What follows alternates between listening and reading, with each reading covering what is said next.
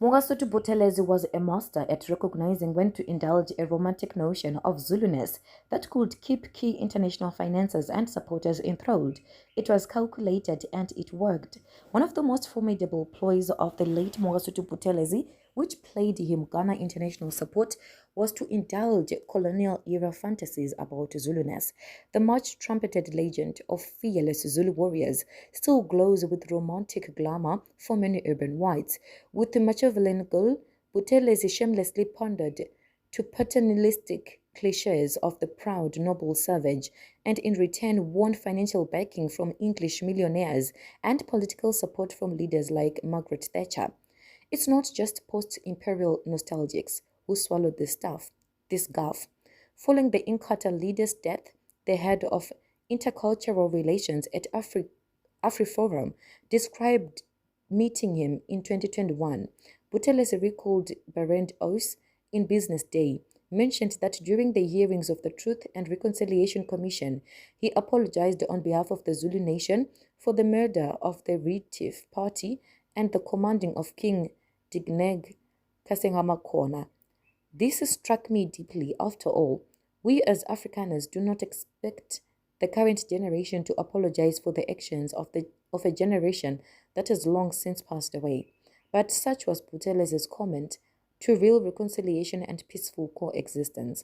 While Buthelezi may have apologized for the slaughter of Retief in 1838, he was notably uncooperative with the TRC on the much more recent murderous mayhem of the 1980s and 1990s, in which Inkatha was heavily implicated.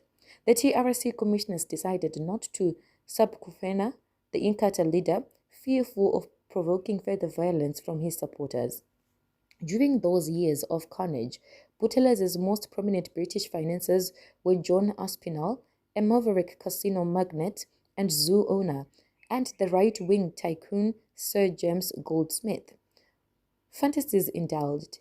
The then KwaZulu chief minister, ever desperate for funds to build up his Inkatha power base, indulged their primitive Zulu fantasies. Between them, his two British patrons donated more than £1 million before the 1994 election.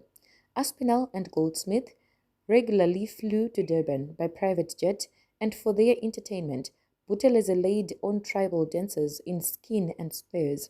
Aspinall was so smitten with his own Zulu whimsy that at a masked Inkatha political rally he yelled, "I'm a white Zulu."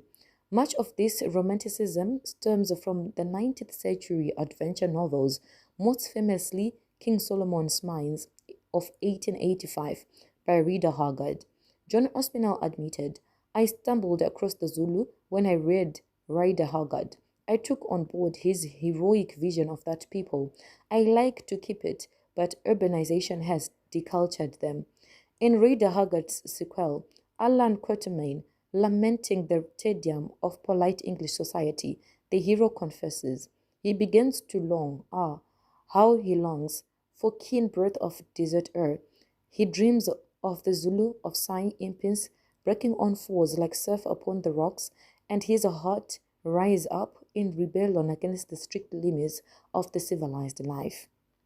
Over many years, Buthelezi indulged his schoolboy fantasy for Aspinall, rugby school, and Goldsmith Eton College, who in return bankrolled him even as the civil war between the ANC and Inkatha claimed 20,000 lives. The most influential of Mangosuthu Buthelezi's supporters was the South African-born writer Sir Lawrence van der Post. In London, prior to achieving fame after World War II, Van der Post used his connections to introduce the traditional Zulu Prime Minister to Prince Charles. Most importantly, he brokered a friendship between Prime Minister Thatcher and the KwaZulu Chief Minister. Van der Post's biographer J.D.F. Jones records, Thatcher, thanked in part to Van der Post's activities, had become Buthelezi's most committed supporter overseas. At Commonwealth meetings in 1986 and 1987, Thatcher continued to insist that ANC was a terrorist organization and refused to recognize it. This was the period when Britain's Foreign Office diplomats, famously disrespected by their Prime Minister, would work on her to shift her South African policy, and then watch with horror as Van der Post arrived in Downing Street to spend the afternoon telling her Zulu stories, after which British policy would change back. Buthelezi was highly skilled in mirroring what others wanted to hear. Literate and westernized Zulus were once known as Ama respectables, so it is outlandish that the university-educated Inkatha leader who wore tailored suits were not draped in leopard skins for ceremonial occasions could wave such magic spells about the unspoiled Zulu, noble savage for both white folk.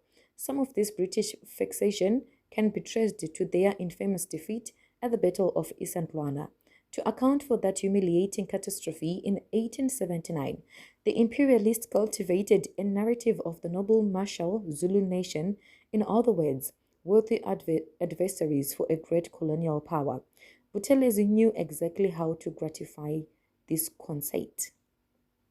Working on Britain newspapers before returning to South Africa, I regularly amused myself by examining the Buthelezi file, a compilation of articles about him. Supplicant pilgrims. Like supplicant pilgrims, British politicians and editors would make their way to Ulundi for an audience with Buthelezi. Afterwards, almost without expectation, the departing grandees quoted the Zulu leader who had flattered them by extolling our two great warrior nations. Prior to the 1994 election, this mythology provided illusory comfort to conservative commentators and many whites fearful of an ANC victory. John Carlin, the South African correspondent for the London Independent, noted wearily, they took comfort in the notion that the Zulu impies would perform a suicidally heroic rerun for the 19th century exploits against the British. In fact, after Isandlwana, partial British pride was recouped by the bloody defense of Rocke's Drift. After 150 soldiers held off 3,000 to 4,000 Zulu warriors, no fewer than 11 Victoria Crosses were awarded. That epic is best remembered today by the 1964 film Zulu, starring a young Michael Caine. The role of King Cetshwayo was played by his great-grandson Mangosuthu Buthelezi. In South Africa, however, the film was banned for Bantu and other persons between the ages of 4 and 12. Thus, although 36 at the time, Buthelezi wasn't permitted to view the movie himself. Nevertheless, throughout his long life, he proved a versatile actor, skilled at straddling even the weirdest contradictions.